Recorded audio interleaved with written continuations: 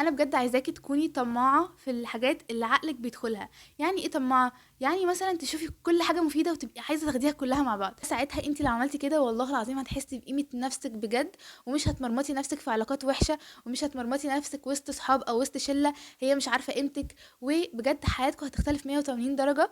ازيكم يا بنات؟ يا رب تكونوا كويسين وفي احسن حال. بصوا، مبدئيا الفيديو ده ممكن يكون من اهم الفيديوز اللي انا عملتها لحد دلوقتي. ليه بقى؟ لان احنا عايزين نتكلم فيه عن ازاي لو معرفتيش قيمتك الناس هتمسح بكرامتك الارض حرفيا بالمعنى الحرفي، والحياة عموما هتمسح بكرامتك الارض، وكل الناس اللي حواليك هيمسحوا بكرامتك الارض. حتى لو انتي فاكره الناس دول بيحبوكي، فهم ممكن يمسحوا بكرامتك الارض لو انتي مش عارفه قيمتك. قبل بس ما ابدا الفيديو عايزه اقول لكم حاجه. الفيديو اللي فات كان اول مره احط لينك للانستجرام بتاعي، وبجد بجد في بنانيت لزاز موت دخلوا عملوا لي فولو، قعدنا نتكلم مع بعض، وبجد بجد يا جماعه ميرسي جدا جدا. الفيديو ده برضه هحط لكم اللينك تحت في الديسكربشن بوكس، لو حابين تروحوا هناك يلا بينا. انتوا هتلاقوه لسه برايفت زي ما قلت لكم الفيديو اللي فات، بس دايما بقول لكم خبطوا وانا هفتح لكم على طول. خلونا نبدا النهارده في الموضوع على طول، وزي دايما ما بقول لكم هاتوا ورقه وقلم ونكتب، لان والله والله والله حياتكم ان شاء الله هتتغير 180 درجه بعد الكلام اللي هقوله دلوقتي. لازم تكوني عارفه ان الفرق ما بين البنت اللي عارفه قيمه نفسها والبنت اللي مش عارفه قيمه نفسها هو عقلها. بمعنى ايه؟ بمعنى ان في بنت عارفه ازاي بجد تفكر كويس، وعارفه ازاي تروض عقلها كده زي ما بنقول، وتوصله لاحسن نسخه منها، عشان تبقى قاعده مكانها كده وما بتعملش اي حاجه، وتلاقي الناس اللي حواليها كلهم بيساعدوها وبيخدموها وبيعملوا لها اي حاجه هي عايزاها، وهم اللي بيجوا يبداوا كلام معاها، وبيبقوا كده زي ما بنقول بالبلدي بيتمنوا رضاها. يعني مش ده الهدف، بس ده هيبقى جزء فعلا منك لو انت فعلا عرفتي قيمه نفسك. هم 4 حاجات هنشتغل عليهم: الشكل، الجسم، العقل، القلب. بصوا، يعني يمكن اول حاجتين هتكلم فيهم بسرعه النهارده عشان هما مش موضوعنا. فكره ان الشكل بجد قد ايه مهم عشان يحسسك بقيمتك بنفسك، مش هو كل حاجه، بس هو جزء بسيط من ال4 حاجات اللي احنا هنبنيهم عشان نبقى زي الفل. بجد مش عايزه يعني اشوف بنت او اسمع بنت بتقول ان هي مش حلوه او ان هي مش جميله. مفيش بنت مش جميله، مفيش بنت مش حلوه، دايما بقول لكم الكلام ده. هي الفكره بس ان في بنت عارفه تهتم بنفسها ازاي، وعارفه توصل نفسها للشكل اللي يليق عليها فعلا ازاي، وفي بنت ما بتعرفش تعمل كده فبيتهيأ لها ان هي كده شكلها مش حلو، بس دي مش الحقيقه ابدا ابدا. فدايما عايزاكي تهتمي قوي قوي ان يكون شكلك احسن نسخه من نفسك مش من حد تاني. يعني ما تهتميش ان انت تبقي شبه كذا او كذا او كذا، لا، تبقي شبه نفسك وتوصلي فعلا لاحسن نسخه من نفسك. ده هيحصل ازاي؟ بان انتي تعملي سيرش كتير وتدوري وتشوفي ايه الحاجات اللي بتليق عليكي والحاجات اللي لا، وكل الكلام ده. حته الجسم بقى يا جماعه، انا شايفه ان خلاص خلاص خلاص بجد الوقت عدى على ان احنا نقول ما عندناش عزيمه او اصرار سواء ان احنا نعمل ريجيم او ان احنا نزيد في الوزن. لا، هو اكشن وخدوه، وبجد بجد هيفرق معاكم كتير قوي قوي قوي. مش بتكلم عن الناس اللي عندها مثلا امراض معينه او حاجه محتاجه تتابع مع دكتور وتظبط جسمها وكده، وربنا بجد معاهم يعني ويقويهم على الموضوع ده. انا بتكلم ان انت لو تمام بس انت مجرد مثلا بتاكلي اكل عاطفي او بتجوعي جوع عاطفي، انا شايفه ان يا جماعه بجد طز في العاطفه دي وارموها في الزباله. انتوا فعلا لازم تاخدوا اكشن مع نفسكم ومع دماغكم. انا النهارده قررت، او انا مثلا الفتره الجايه قررت ان انا همنع سكر ودقيق مثلا. بالمناسبه دي حاجه انا اصلا عاملاها دلوقتي. يعني انا مثلا بقالي شهر مش باكل اي حاجه خالص فيها سكريات، مش باكل اي حاجه فيها دقيق ابيض. وده فرق معايا جدا جدا جدا، وكنت زدت كده كام كيلو، فالحمد لله رجعت نزلتهم تاني لما اول ما وقفت الدقيق والسكر. فعلا لو انتوا عندكم مجرد جوع عاطفي، مش حاجه مثلا مرضيه منعاكم ان انتوا تخسوا، طز بجد في مشاعركم وطز في العاطفه واركنوهم كده على جنب دلوقتي خالص. لازم يا جماعه تاخدوا القرار بجد، ويعني تنشفوا كده بينكم وبين نفسكم، لان صدقوني بجد الموضوع هيتغير معاكم تماما. فحطوا بجد كلمه ووعد بينكم وبين نفسكم، ولو حصل ايه، لو انا رحت مثلا ولقيت بيتزا قدامي، لقيت يعني مولتن كيك بقى، لقيت كل حاجه انا مثلا بحبها، انا مش هاكل. انا ملتزمه بالحاجه اللي انا بعملها، يعني ملتزمه، يعني انا فعلا هوصل للي انا عايزاه، ومش شايفه نفسي في حته غير كده، ولازم هعمل ده. عايزاكم بجد يا جماعه تبقوا اقوياء وتبقوا قادرين على تنفيذ الكلمه اللي انتوا بتقولوها، عشان انتوا فعلا لو قدرتوا ان انتوا تنفذوا الحاجه اللي بتقولوها لنفسكم، والله هتبقوا ليكوا قيمه وفاليو كده تحفه، وهتبقوا بجد بجد مبهرين بالمعنى الحرفي. خلونا ندخل في الموضوع الثالث والرابع، وهو العقل والقلب، لان يا جماعه بجد مهمين بشكل مش منطقي وبشكل مش هتتخيلوه. وفعلا لو اشتغلنا عليهم صح وخلينا نفسنا كده اذكياء في الموضوع ده، ساعتها فعلا قيمتك بنفسك هتيجي كويس قوي، وحياتك هتبقى احسن بكتير، ومش هتحسي ان انتي لو مثلا الناس دول كلموكي، او مش عارفه الشخصيه المعينه لو كلمك او لو سابك او اي حاجه، يبقى انت كده قيمتك مش موجوده، او ان انت كده قليله. لا لا لا خالص، مجرد بجد ما تشتغلوا على الحاجات اللي انا بقول لكم عليها الاربعه النهارده، هتبقوا بجد قيمتكم بنفسكم في حته تانية. خلونا نتكلم في العقل، ازاي بجد العقل توصليه ان انت لما كده تيجي تفكري بينك وبين نفسك. يعني مثلا انا كسما لما باجي افكر بيني وبين نفسي، ازاي اقول بجد لا انا شخص ليه قيمه عاليه، وشخص بجد قيمته فعلا موجوده وقيمته حاضره كده، وبجد الموضوع ده بيدي ثقه بالنفس رهيبه. فكره ان احنا نتعامل مع العقل ده على اساس ان هو آلة، دي حاجة كويسة قوي قوي. هو بيفهم معادلات او حاجات رياضية او حاجات شبه الكودينج في البرمجة او كده، فهو 1+1=2. فانتوا تعاملوا معاها كده. طول ما انتي بتدي للآلة دي الحاجات اللي هي عايزاها، هتطلع لك احسن نتيجة وهتطلع لك احسن انتاج. فبجد شوفي انتي بتدي لعقلك ده ايه. بتدي له اخبار الناس، مش عارفة مين سابت مين، ومين جوز مين، ومش عارفة ده عمل لمراته مفاجأة فين، ودي فشكلت مع مين، وبتشوفي دي خطيبها جاب لها ورد شكله عامل ازاي، وكل الكلام ده. بجد بجد بجد، تخيلي لو انت بتدي لعقلك ده طول الوقت، هو مش هيديكي اي نتيجة، وبالعكس هتحسي دايما نفسك انك قليلة، ومش هتحسي بقيمة نفسك خالص. فدايما ادوا للعقل غذاء.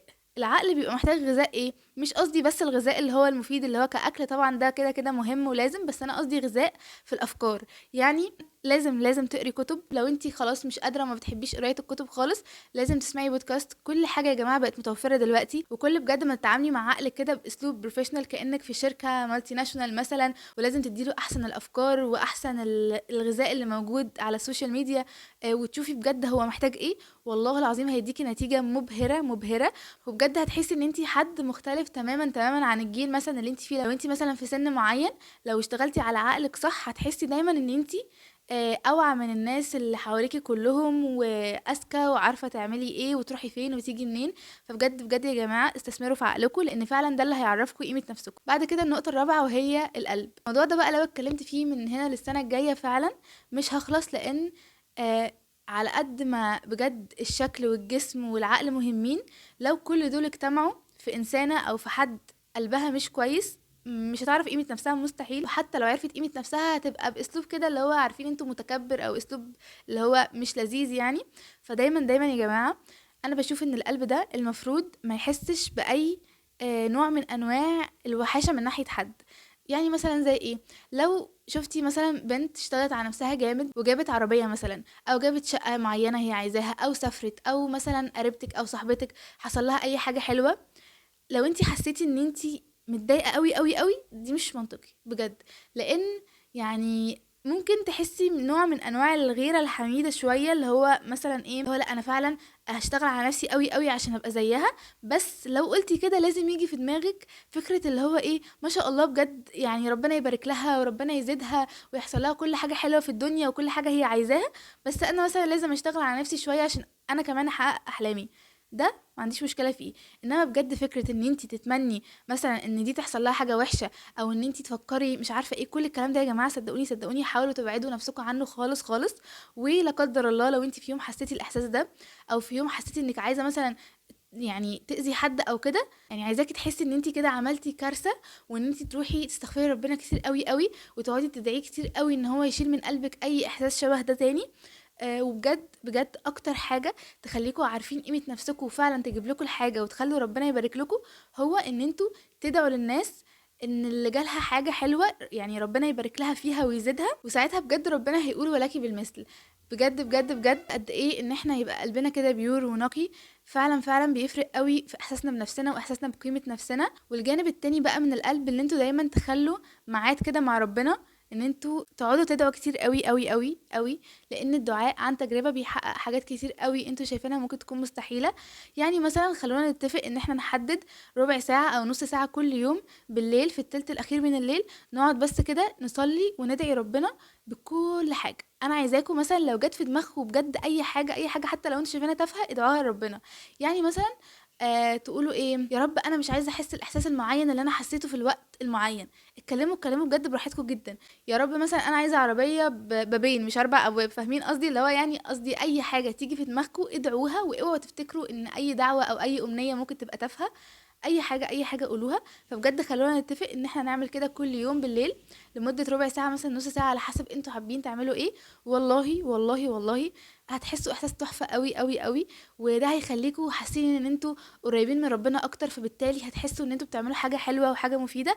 فبجد قيمتكم بنفسكم واحساسكم بنفسكم هيزيد قوي. وبعد كده حاجه جانبيه بقى، يمكن حاجه مهمه قوي قوي، ان انتوا اوعوا تدوروا على ان انتوا تجروا ورا حد.